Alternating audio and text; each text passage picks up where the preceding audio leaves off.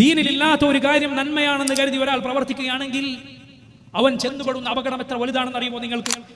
അല്ലേ നബി സല്ലല്ലാഹു അലൈഹി വസല്ലമയുടെ ജന്മദിനം ആഘോഷിക്കുക, ഇല്ലാത്ത ദിക്റുകൾ ചൊല്ലുക, ഇല്ലാത്ത സലാത്തുകൾ ഉണ്ടാക്കുക, നാരിയത്ത് സലാത്ത് പോലെ, താജു സലാത്ത് പോലെ, കെൻസുൽ അർശി സലാത്ത് പോലെ, റാത്തീബുകളും അതുപോലെ മൗലിദുകളും ഹദ്ദാദുകളും പോലെയുള്ള കാര്യങ്ങൾ അല്ലാഹുവിന്റെ റസൂൽ സല്ലല്ലാഹു അലൈഹി വസല്ലം പഠിപ്പിച്ച ദിക്റുകളുണ്ട് സഹോദര, പഠിപ്പിച്ച ദുആകളുണ്ട്, പഠിപ്പിച്ച സലാത്തുണ്ട്.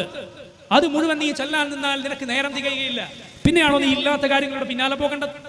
അങ്ങനെ ഇല്ലാത്ത വിശ്വാസങ്ങളുടെ, ഇസ്ലാമിൽ ഇല്ലാത്ത ആദർശങ്ങളുടെയും പ്രവർത്തനങ്ങളുടെയും പിന്നാലെ പോയാൽ അവന് സംഭവിക്കുന്ന അപകടം എത്ര വലുതാണ് നിങ്ങൾ അറിയുമോ?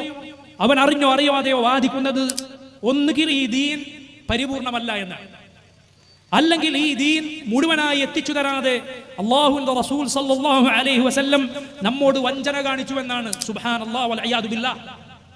ഇതാണ് ബിദ്അത്ത് ചെയ്യുന്ന ഒരുവൻ അവൻ അറിഞ്ഞോ അറിയാതെയോ വാദിക്കുന്നത്, അവൻ പറയാതെ പറയുന്നത്. എത്ര അപകടകരമായ കാര്യമാണ്.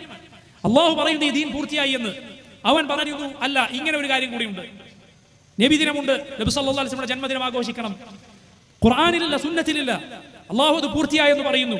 ഇവന്റെ വാദപ്രകാരം അത് പൂർത്തിയായിട്ടില്ല, ഇതും കൂടി അതിൽ ചേർക്കണം.